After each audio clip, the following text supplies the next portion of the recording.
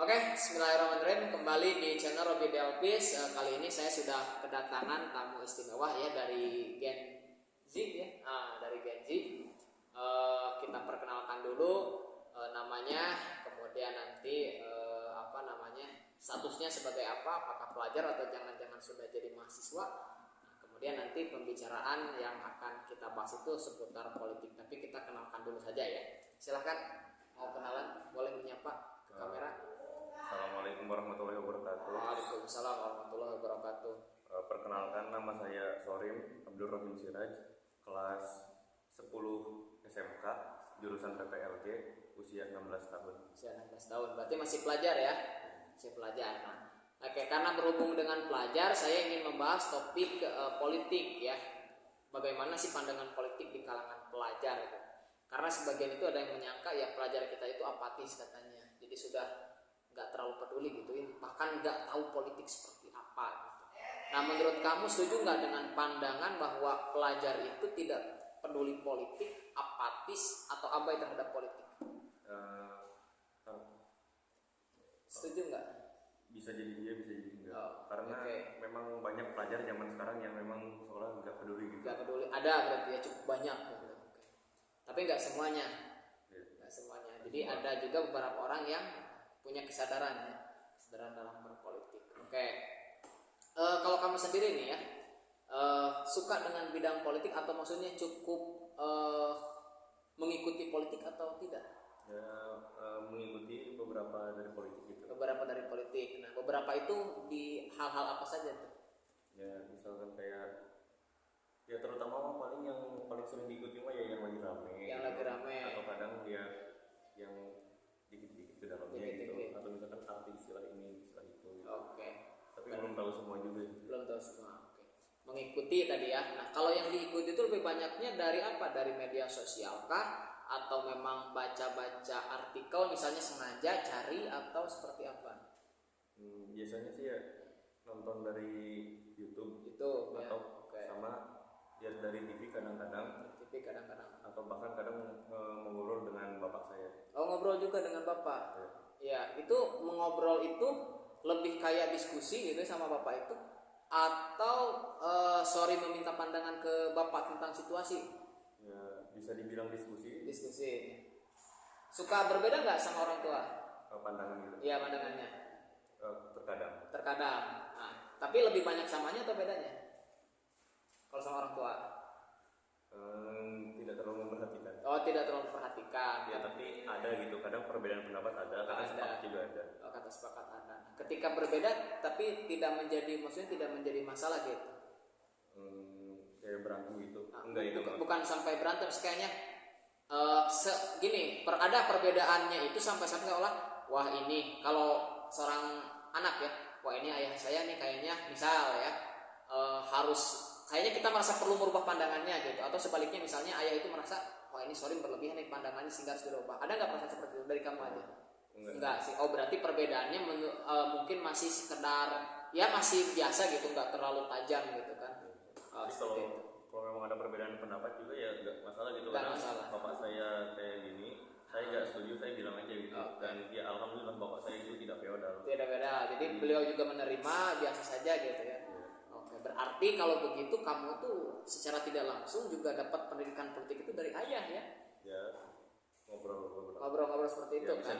Bisa dibilang gitu kan? Karena saya sih termasuk dulu yang sewaktu kamu kayak semester kamu ya masih pelajar itu sangat jarang loh ngobrolin politik sama orang tua gitu ya. Termasuk saya dulu. Jadi kalau ternyata kamu bisa berdiskusi politik bersama orang tua, menurut saya itu satu keistimewaan. Dan saya itu termasuk yang membayangkan, berharap itu di keluarga itu ada nuansa seperti itu.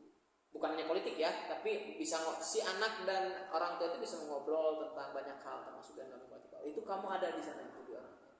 Oke, pantesan ya. Jadi bisa lebih hidup gitu kan.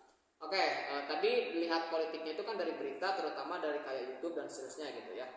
Nah, kalau saya tanya nih misalnya, kamu lebih banyak mengikuti politik daerah misalnya ya, nasional atau isu global? Isu global itu isu mendunia.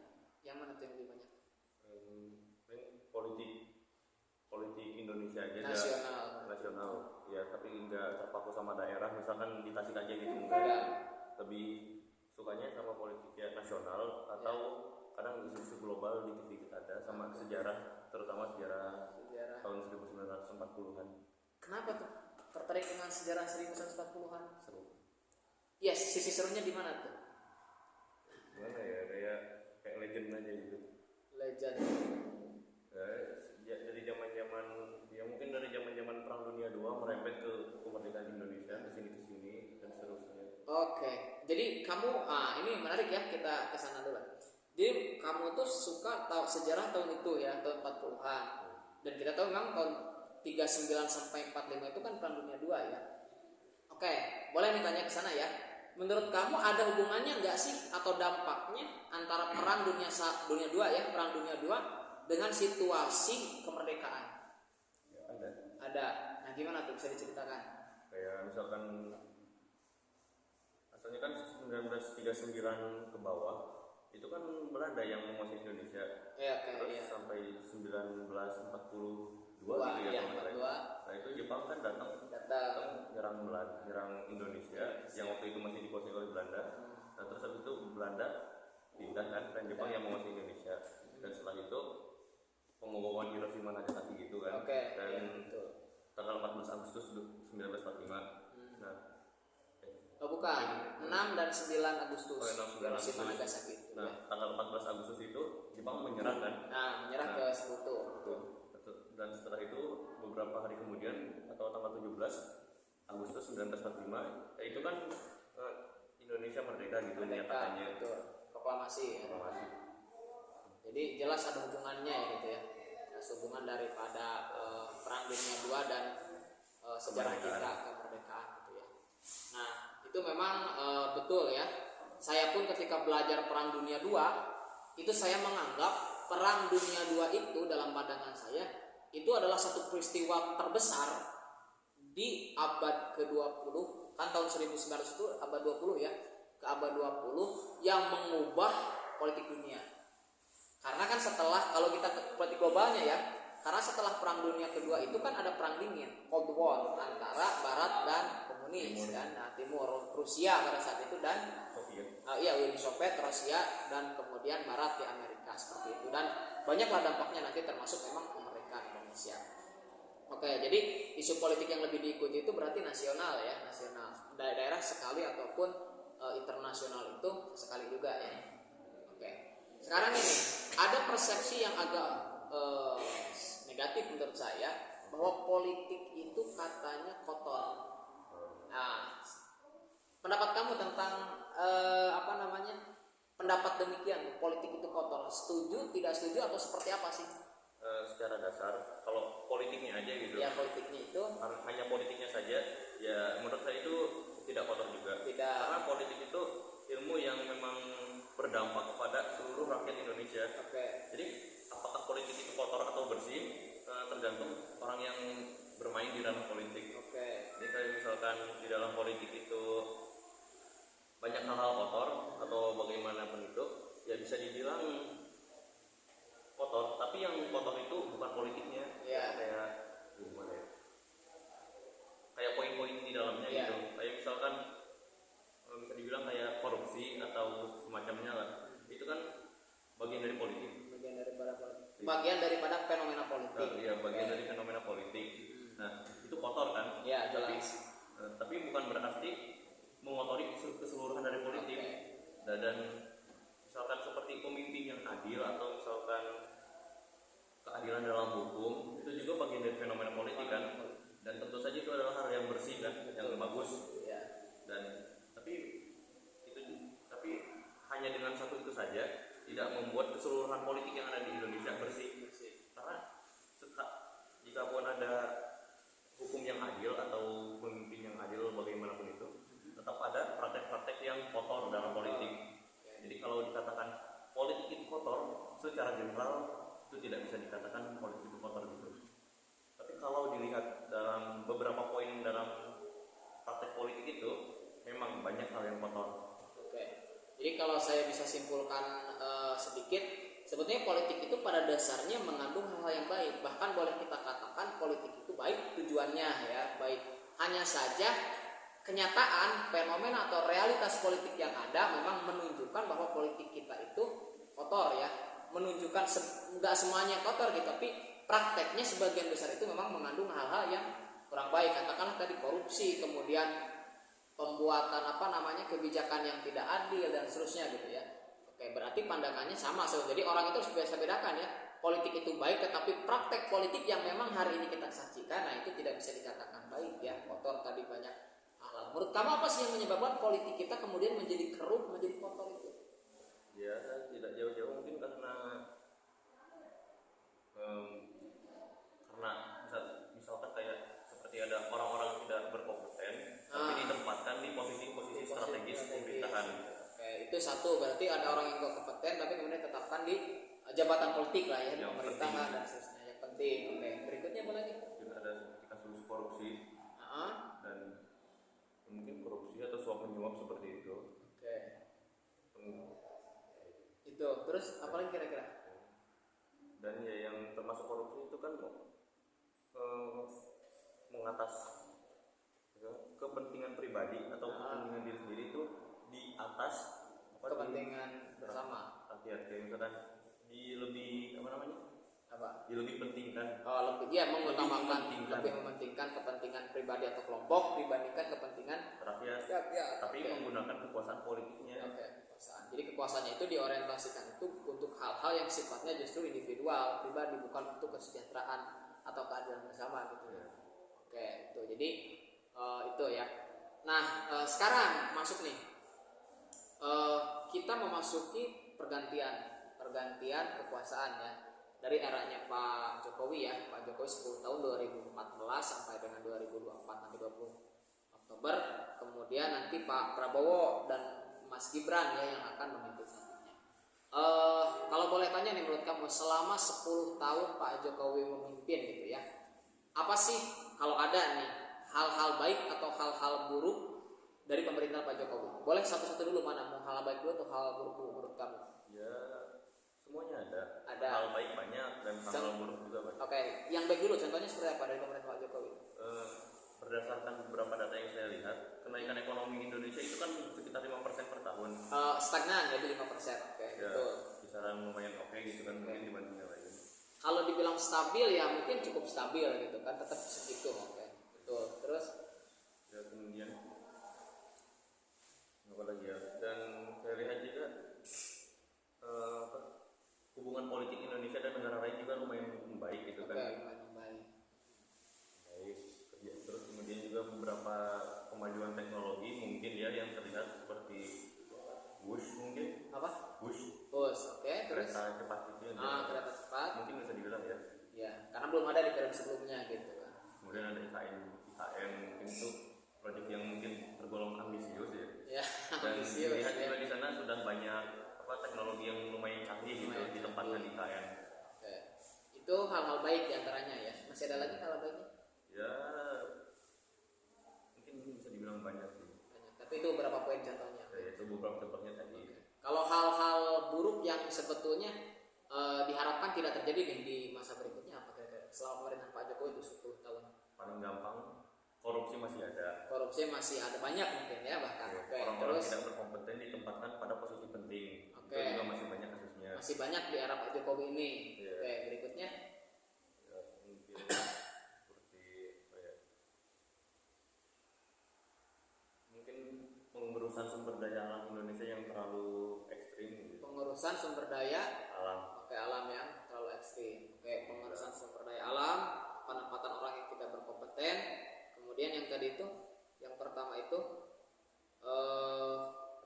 korupsi masih banyak. Kalau soal hukum menurut kamu gimana ya? Karena salah satu kritik terhadap pemerintah Pak Jokowi itu kan adanya rekayasa hukum, termasuk ketika ya Mas Gibran ya mencalon itu kan dipandang oleh sebagian orang gitu kan, itu sebagai bagian daripada Pak Jokowi ini sudah melakukan politik hukum, rekayasa hukum. Itu menurut kamu juga salah satu masalah atau tidak yang kamu lihat? Entah ya. Mungkin kalau lihat dari generasi muda kayak perubahan hukum sehingga hukum itu bisa anak-anak muda memiliki kesempatan untuk maju. Ya mungkin itu bisa dibilang positif atau positif, hal baik sehingga anak-anak muda bisa maju gitu kan. Iya, gitu. Tapi tapi penerapannya atau beberapa latar belakangnya itu memang ada yang rada-rada agak bermasalah gitu ya bisa dibilang, tapi ya saya juga tidak bisa berkomentar terlalu banyak gitu. Karena ya bisa dibilang hukum itu hukum yang diubah jadi anak muda bisa mencalonkan diri, ya itu memang bagus, positif buat saya, kata saya. Iya. Nah, tapi prosedur perubahan hukumnya atau nggak boleh itu atau waktunya itu yang mungkin rada-rada bermasalah gitu. Berarti sebetulnya sama ya, hampir sama soal kasus itu. Pada prinsipnya saya pun setuju saja perubahan hukum satu, asalkan perubahan hukum itu tetap melalui prosedur yang benar, itu satu.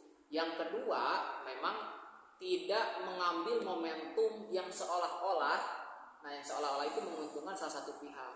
Contohnya begini, kalau misal perubahan hukum, contoh nih di kasus Wapres, saya pada prinsipnya setuju juga tuh ya. Saya pribadi, saya juga setuju itu hal baik, hal positif. Hanya saja jangan sampai perubahan ini kesannya itu mendadak, kemudian diterapkan langsung pada saat itu juga.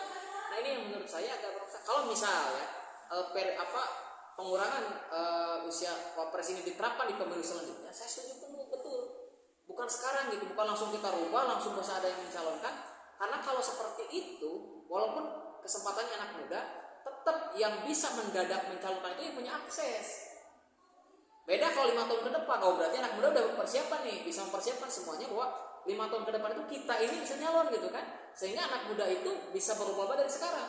Beda kalau sekarang aturan dirubah, 1 bulan kemudian langsung ditutup pencalonannya, otomatis mereka yang punya akses hanya bisa masuk itu karena nggak ada persiapan kan. Kalau untuk yang lain, yang anak muda yang nggak bisa persiapan. Beda kalau kasusnya 5 tahun ke depan, nah itu kan berarti semua orang bisa bersiap-siap gitu. Nah itu jadi saya pun kritik saya tuh terhadap kasus itu ya adalah di momentum aja gitu. Momentum artinya waktunya kurang pas. Kalau diberlakukan untuk periode selanjutnya, nah itu bisa jadi kesempatan buat semuanya gitu. Tapi kalau momentumnya kayak sekarang gitu, tiba-tiba ketok palu 1 bulan kemudian langsung ditutup lagi namanya kesempatannya gitu, ya nggak ada. Cuman yang punya akses, yang mungkin yang terkenal, ya punya faktor popularitas yang bagus, kemudian punya akses kayak anak presiden dan seterusnya kan, akhirnya seperti itu ya. Oke, itu jadi secara umum bagus menurut saya juga. Cuman momentum, nah itu, dan momentum itulah yang akhirnya membuat sebagian masyarakat curiga, wah ini rekayasa hukum, pada akhirnya seperti itu. Dan prinsipnya sama, positif, tetapi hati-hati menjaga momentum, itu saja. Kayak tadi sudah berarti ya kebaikan dan keburukan daripada periode pemerintah Pak Jokowi. Sekarang presiden terpilih Pak Prabowo dan Mas Gibran. Menurut kamu nih, kira-kira seperti apa nih pemerintahannya? Apakah memang akan jauh lebih baik atau gambarannya akan tetap jalan di tempat, maksudnya di tempat tidak jauh berbeda dengan Pak Jokowi atau seperti apa? Kurang lebih kan tujuan Pak Prabowo itu kan kurang lebih melanjutkan kan. Nah, kalau lihat dari capres sebelumnya kan Pak Anies perubahan, Pak Prabowo melanjutkan dan Pak Ganjar perbaikan ya. Perbaikan lebih ke akselerasinya. Ya. Dan berarti kurang lebih ya Pak Prabowo itu akan melanjutkan pemerintahan Pak Jokowi. Jadi tapi dalam beberapa hal saya melihat ada beberapa hal yang diubah gitu kan. Ya. Seperti mungkin ada makan siang gratis yang sebelumnya belum ada. Kemudian jumlah menteri sekarang kan udah 40 lebih ya. 44 kalau nggak salah di wacananya. Ya. Dan sebelumnya di zaman Pak Jokowi itu kurang dari 40 dan itu dan menurut saya kalau masalah menteri itu banyak karena dengan alasan luas, Indonesia itu negara yang besar kan, jadi agar bisa gimana ya, kayak misalkan kalau cuma 1 menteri kan pusing gitu ngurusin banyak orang langsung. Kalau misalkan menteri jadi pecah, misalkan jadi 3 menteri kan jadi lebih enak gitu kan ngurusnya. Kalau memang agar demikian ya tidak masalah. Tapi kalau misalkan di sana ada praktek titip jabatan gitu, tanda petik ya, titip jabatan. Nah itu saya rasa tidak usah nambah menteri gitu. Tapi kalau memang dibutuhkan agar seluruh rakyat Indonesia bisa mendapatkan akses, misalkan yang memang untuk mengatur Indonesia menjadi lebih rapi gitu. baik. Ya penambahan nggak masalah. Penambahan tidak masalah. Nah oke. Jadi intinya gini, penambahan itu tergantung daripada motifnya ya. Kalau dia memang motifnya ingin memperbaiki dan seterusnya, boleh. Tetapi kalau sekedar tanda petik jabatan dan seterusnya, itu nggak boleh kan. Menurut kamu lagi-lagi nih, kalau udah baca belum siapa aja calon menteri yang kayak gitu? Belum. Belum. Nah, belum. Mungkin nanti kita bahas ya. Saya pun tidak jauh berbeda seperti itu. Nah, cuman bagi saya, kalau saya melihatnya, saya oke lah jumlah menteri yang banyak bisa kita lihat. Tapi yang saya ingin tahu tuh dari mana asalnya menteri itu. Kan bisa kita lihat itu biasanya sebagian besar. Satu bisa dari profesional. Profesional itu akademisi, dosen atau ahli tertentu ya. Bisa di parpol. Yang kedua kan dari parpol. Kalau lihat Pak Jokowi itu sebagian besar menterinya itu kan dari partai politik, sehingga pada akhirnya orang menuduh wah ini titipan gitu kan. Maka kasarnya itu kan disebutnya itu kan politik dagang sapi ya, akhirnya titip-titip seperti itu. Nah makanya itu yang memang ya nantilah kita lihat ya formasinya seperti apa. Jadi pada dasarnya sebetulnya kan bukan soal masalahnya itu bukan di soal penambahannya ya, tetapi apa tujuan dan bagaimana caranya gitu kan, supaya memang kalau tujuannya baik tadi ya bisa berarti kan. Oke, kalau itu ya tentang Pak Prabowo gitu kan. Nah tadi program populer itu makan siang gratis, kemudian apalagi yang baru itu menteri mungkin lebih banyak, terus apalagi tadi teh yang satu lagi teh iya program-program. Jadi memang Pak Prabowo ini kan melanjutkan ya program Pak Jokowi kemudian tapi ada program baru juga gitu. Jadi kalau saya lihat, kalau saya gini, kalau lihat politik kemarin tuh, kalau Pak Anies itu 75% perubahan, artinya bakal banyak sekali program yang diubah. Tapi ada beberapa hal mungkin sekitar 25% akan dipertahankan. Kalau lihat gawang Pak Anies. Kalau lihat Pak Prabowo sebaliknya, 75% itu akan dipertahankan. Nah mungkin hanya 25% lah program-program baru. Nah beda kalau Pak Ganjar. Kalau Pak Ganjar itu mungkin hampir 50-50 kayaknya gitu kan. Jadi dia tetap akan banyak juga yang dipertahankan, tapi cukup banyak juga yang diubah. Kalau saya lihat konstelasinya. Nah tadi mungkin termasuk program-program barunya itu adalah makan siang gratis dan seterusnya. Oke. Apa ya? Menurut kamu nih, hubungan antara Pak Jokowi dan Pak Prabowo kan sekarang sudah mulai banyak isu tuh, mulai ada renggang gitu dan seterusnya. Nah itu setelah pelantikan seperti apa? Apakah sesuai dengan yang diisukan atau tetap seperti yang sekarang? Ya baik-baik saja. Kalau Pak Prabowo kan bilang baik saja. Yang dilihat dari programnya yang mungkin terlihat kayak ada yang mungkin rada-rada bertentangan. Kalau lihat dari program-program masing-masing. Ada beberapa ya. Tapi kalau lihat dari personalitinya Pak Prabowo dan Pak Jokowi biasa saja. Ya, misalkan kayak Bung Karno dan Bung Hatta. Ya mungkin pandangan politiknya itu beda. Kontras berbedanya kan. Tapi kalau personality biasa aja kan kayak teman ya. Iya. Ya mungkin Pak Prabowo dan Pak Jokowi kalau dalam segi pandangan atau dalam berpolitik mungkin agak berbeda gitu kan. Tapi kalau dari segi personalitinya ya saya lihat biasa-biasa saja, tidak sampai pertakan bermusuhan bagaimana gitu. Ya mungkin kayak misalkan Pak Prabowo mungkin akan memfokuskan dana terhadap makan siang gratis misalkan. Sementara Pak Jokowi mungkin berharap kepada Pak Prabowo agar dananya itu lebih difokuskan kepada IKN. Nah ya. Itu memang yang sekarang agak berisik ya. Kayak jadi seolah-olah Pak Prabowo itu memang ya karena beliau udah punya janji politik lah ya, janji politiknya tadi makan siang gratis, dan itu dananya kan besar juga tuh, hampir 1 triliun per tahun. Bukan 400 berapa lah gitu, cukup besar, cukup menyita keuangan. Oke, ada lagi yang ingin didiskusikan?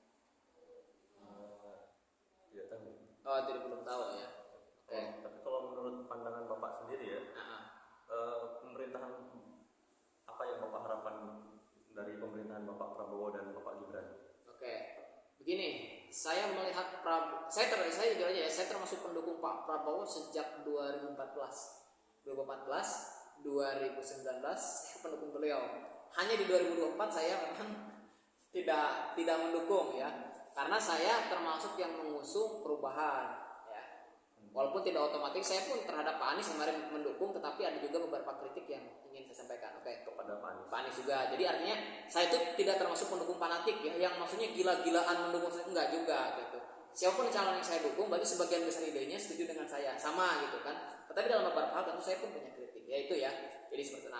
Kalau melihat Pak Prabowo, satu hal, karena dulu saya juga mendukung Pak Prabowo, pertama begini, saya tuh melihat Pak Prabowo niatnya bagus, luar biasa bagus. Kalau lihat niatnya ya, dan itu juga yang menyebabkan beliau itu termasuk tokoh yang paling konsisten maju ya. Kan kalau kita lihat 2004 itu beliau ikut kayak konsentrasi ya, bisa maju tapi gagal maju 2004 tuh, karena beliau nggak punya partai. 2009 kan beliau mendirikan Partai Gerindra dan akhirnya bisa mencalonkan bersama Ibu Mega dulu itu jadi wakil cawapres, tapi akhirnya gagal juga. 2014 nyalon gagal juga gitu ya, nyalon jadi capres tapi gagal. 2019 juga gagal. Artinya beliau satu-satunya tokoh yang memang konsisten terus mencalonkan diri. Nah kalau dihubungkan dengan niatnya yang baik, mungkin ya itulah bukti mungkin ya, saya tidak mengafirmasikan, mungkin itulah bukti paling jelas bahwa ya saya walaupun kalah berkali-kali karena niat saya baik ya saya maju lagi. Itu dari satu sisi ya.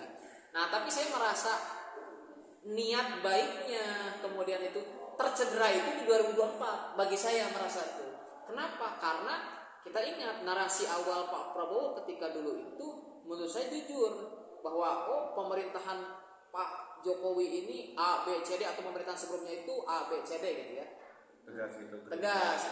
Tetapi kemudian di 2024 Pak Prabowo justru tanda petik seolah-olah mencampuk gitu ya, menyetujui semuanya. Kebayang nggak? Tadinya bertentangan banget, sekarang jadi akhirnya kita melihat Pak Prabowo berarti mementingkan pragmatis orangnya. Di 2024 ya, sikapnya itu berubah menjadi kok seolah-olah begini. Mau saya begini, ginilah sebelum nanti dia 2019 kalah. Saya sebetulnya berharap Pak Prabowo tetap di luar pemerintahan. Ternyata tidak terlaksana. Saya terima beliau masuk ke pemerintahan jadi menteri pertahanan. Gak apa-apa. Tetapi saya berharap tetap ada kritik dari dalam. Maksudnya Pak Prabowo itu tetap memberikan pandangan-pandangan bahwa ini nih seperti itu ya. Sayangnya yang kita lihat ya tidak ada. Jadi pandangan Bapak terhadap Pak Prabowo itu terbanting sejak 2024 atau semenjak Pak Prabowo jadi menteri. Mungkin lebih akarnya itu lebih ke ketika masuk ke Pak Jokowi dan ternyata Pak Prabowo gagal membawa aspirasi yang sebelumnya dia bawa. Ya, contoh ketika dulu jadi menteri pertahanan, saya berharap tuh ada masukan, karena kan begini, ketika periode Pak Jokowi 2011 terutama itu kan perangnya maaf ya kayak masalah agama itu keras gitu kan. Ya katakanlah dengan FPI dan seterusnya gitu. Saya berharap itu Pak Prabowo itu bisa memberikan semacam kayak lebih menyelaraskan gitu. Ini enggak konflik kok, niat mereka juga baik atau seperti apalah gitu ya. Atau suara-suara dari masyarakat itu tetap terbawa. Yang saya lihat itu tidak. Nah itu yang menyebabkan saya merasa ini. Nah puncaknya menurut saya perubahan itu dari 2024. Jadi memang akarnya itu dari ketika masuk menteri, nah kemudian seperti itu. Itu satu ya. Berarti masih ada. Yang kedua, niatnya baik, tetapi satu juga yang saya dari dulu itu selalu tunggu dan sampai dengan kemarin itu nggak dapat dari Pak Prabowo itu. Apa? Ketika niat beliau baik, beliau itu selalu memberikan strategi yang menurut saya kurang jelas. Jadi kalau kita perhatikan pidatonya kebanyakan Pak Prabowo, pasti lebih banyak menjanjikan target, bukan cara. Misal kita berantas kemiskinan, kita berantas korupsi, kita tegakkan keadilan dan seterusnya. Itu target kan, tujuan. Nah, cara memberantas korupsinya seperti apa? Cara menciptakan keadilannya, memberantas itu tidak begitu jelas. Dari 2014, 2019, sejak saya mendukung juga sampai 2024, menurut saya biasa saja. Nah, beda ketika kemarin Pak Anies cukup jelas tuh, walaupun gak rinci, tapi cukup jelas gitu kan. Misal ketika bagaimana menegakkan keadilan itu tidak harus memberantas yang besar, tapi apa? Mengecilkan yang besar dan membiarkan yang besar tetap membesar. Artinya kan bukan menumpas, bukan yang besar diperkecil, yang kecil dibesarkan, tidak kan? Nah minimal itu kan lebih berarti satu itu. Kemudian yang lainnya, yang saya sayangkan dari Pak Prabowo itu sejak dulu saya mengikuti tujuannya bagus, tapi strateginya kadang-kadang nggak begitu jelas. Nah itu seperti itu. Tadi kan Bapak bilang ketika Bapak mulai apakah saya bisa bilang kecewa, bisa? Iya bisa. Bapak mulai kecewa ketika perubahan dari Pak Prabowo kan? Dan Bapak juga tadi mengakui dulu sebelumnya kan mendukung Anies. Bukan 2004. Iya betul. Mendukung Pak Anies kan. Tapi bagaimana reaksi Bapak atau impresi Bapak ketika Nasdem dan PKB masuk kepada pemerintahan dan yang lebih baru-baru lagi, lebih baru-baru lagi yang diharapkan menjadi oposisi PKS sekarang masuk juga kan? Oke.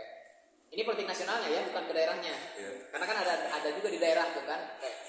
Nah, saya juga termasuk begini ya, ketika melihat komposisi koalisi itu kan ketika maju PDIP, kemudian Gerindra dan teman-temannya, kemudian katakanlah Nasdem yang mengusung Anies dan teman-temannya, saya sebetulnya juga ketika mendukung Pak Anies itu memang agak kurang serta ya, agak was-was dengan para partai yang mengusungnya. Maksud agak was-was begini, ya Nasdem selama ini kan Nasdem dengan Pak Jokowi, tiba-tiba kan menyeberang. Tapi yang saya tahu Nasdem itu termasuk partai politik yang tanda petik agak pragmatis yang saya tahu. Makanya ketika dengan Pak Anies, oh ya oke lah. Kemudian lihat PKB juga setahu saya agak pragmatis juga gitu ya. Nah yang agak konsisten menurut saya sejak awal itu kan PKS. Tapi oke lah, itu tergabung kan di koalisi pada akhirnya. Nah ketika pecah, saya memang sudah memperkirakan juga, saya yakin ini gak akan konsisten nih. Ngerti gak maksudnya? Gak akan konsisten. Jadi koalisi perubahan ini gak akan konsisten jadi oposisi. Nggak akan. Ketika ada presiden yang terpilih pun saya yakin akan langsung terjadi perubahan sikap. Dan sayangnya prediksi saya benar kan. PKB mulai melunak, kemudian Nasdem apalagi gitu ya. Nah dan yang paling mengecewakan harus diakui PKS. Karena yang paling diharapkan. Nah iya betul, karena yang diharapkan dari PKS itu adalah benteng terakhir banget gitu ya. Tapi ternyata ya saya juga cukup terkejut dan kecewa. Oh ini seperti itu. Artinya memang kalau yang dua, PKB dan Nasdem, saya memang sudah agak feeling. Ini kalau kalah, saya yakin bakal gabung pemerintahan. Tapi yang saya agak tidak menduga itu ternyata PKS itu ternyata tertarik gitu ya. Padahal beliau PKS itu kan dianggap paling konsisten sejak dulu itu. Tapi ya seperti itu. Mungkin walaupun ada juga kayak bukan pembenaran ya. Kayak alasan logisnya kenapa? Oh iya, walaupun ini bukan bekas ya, melanjutkan pemerintahan Pak Jokowi. Tapi orangnya berbeda. Pak Prabowo kan, karena PKS dan Prabowo itu kan udah lama banget dekat, 2014 bersama, betul nggak? 2019 artinya seperti itu. Tetapi jujur terhadap tiga partai itu saya cukup kecewa. Tiga-tiganya. Jadi maksud saya berharap itu prediksi yang salah. Prediksi saya bahwa yang satu pragmatis yang itu salah berharapnya. Tapi kenyataannya semua mengatakan benar. Nah itu seperti itu. Dan sekarang mungkin kalau PDI ya itu mungkin belum jelas kan posisinya, belum jelas, tidak mendeklarasikan sebagai oposisi maupun koalisi ya. Tapi kan dari semenjak pemerintahan Pak Jokowi kan mungkin reputasi dari PDIP sudah anjlok kan, sudah memburuk reputasinya ya. Nah kalau menurut Bapak ya, apakah Bapak ada berharap sesuatu dari partai PDI yang mungkin satu-satunya partai yang belum tergabung koalisi? Satu-satunya partai yang belum bergabung kepada koalisi, tapi mungkin sudah memiliki reputasi yang cukup buruk di mata masyarakat. Jadi apakah Bapak ada berharap dari PDI atau Bapak tidak bermasalah gitu mau PDI gabung koalisi ataupun jadi oposisi, itu Bapak tidak mempermasalahkan? Gini, kalau soal PDIP itu kan partai yang boleh dikatakan paling besar. Legend paling besar gitu. Tetapi saya melihat ideologi yang diusung, ideologi yang diusung oleh PDIP itu kurang pas dengan apa yang saya usung. Jadi artinya gini, ketika PDIP di pemerintahan, ya saya udah tahu akan seperti apa bentuknya. Ya, jadi era pemerintah Pak Jokowi seperti itulah bentuknya. Ketika oposisi, saya melihatnya, kalaupun oposisi itu bukan karena saya atau PDIP punya kesamaan ide, cuman karena kebetulan aja dia di sana, PDIP di sini. Jadi bagi saya PDIP jadi oposisi atau masuk ke pemerintahan tidak terlalu berpengaruh, karena niat dibalik itunya berbeda, ide dasarnya udah berbeda. Beda kalau misalnya, mohon maaf, sebut saja PKS. Kalau saya melihat ide-ide dari yang diusung PKS itu sesuai dengan apa ya aspirasi yang saya miliki, ide-ide besarnya. Nah, tetapi sekarang ketika masuk ke pemerintahan, nah itu yang agak menyayangkan, agak disayangkan itu seperti itu di sana. Jadi dari kalau saya punya tipologi partai politik itu, nah PDIP itu termasuk yang secara diametral ide-ide besarnya berbeda. Kalaupun nanti oposisi dengan pemerintahan, kritiknya itu lebih ditajamkan kepada itu sekadar beda saja. Jadi saya tidak punya harapan besar gitu terhadap PDIP tapi kalaupun boleh memilih, saya menyarankan ya PDIP di luar. Setidaknya itu bisa menjadi kontrol. Ya. Penyeimbang ya, seperti itu harapannya. Maksud saya itu akan memberikan minimal secara struktur kenegaraan itu akan memberikan keseimbangan yang lebih baik dibanding semuanya satu gerbong. Itu ya. Walaupun harapannya nggak terlalu banyak bagi saya karena ide dasarnya berbeda dengan apa yang diusung oleh saya. Seperti itu aja. Kalau untuk PDIP. Nah, itu. Ada lagi yang ingin disampaikan? Yang ingin saya sampaikan sudah sih tadi semuanya, dan yang ingin saya tanyakan juga sudah tadi. Sudah, oke, terjawab ya. Nah itu. Ya, oke, mungkin itu ya sebagian daripada apa yang kita bicarakan. Mungkin nanti bisa kita bicarakan ya, apakah mungkin tentang politik daerahnya atau mungkin internasional itu ramai juga. Politik daerah nggak jauh-jauh Tasik berarti ya? Iya boleh, Tasik malah itu apapun. Karena secara umum sebetulnya, contoh pilkada sekarang, kan ada 37 daerah itu kota kosong. Kebayang nggak satu provinsi gubernur cuma satu lawannya, ya kan? Itu kan, nah itu fenomena seperti itu bisa nanti ya ke depannya. Menurut kamu atau menurut apa juga? Oke, cukup dulu mungkin untuk sekarang. Ya. Oke, siap. Ada lagi yang disampaikan nggak? Sudah. Oke, itu saja ya yang bisa kami sampaikan di diskusi pada hari ini. Nanti kita akan lanjutkan di diskusi berikutnya. Mudah-mudahan ada hal yang bisa diambil ya manfaatnya buat kita semua. Ini bagian daripada pendidikan politik ya.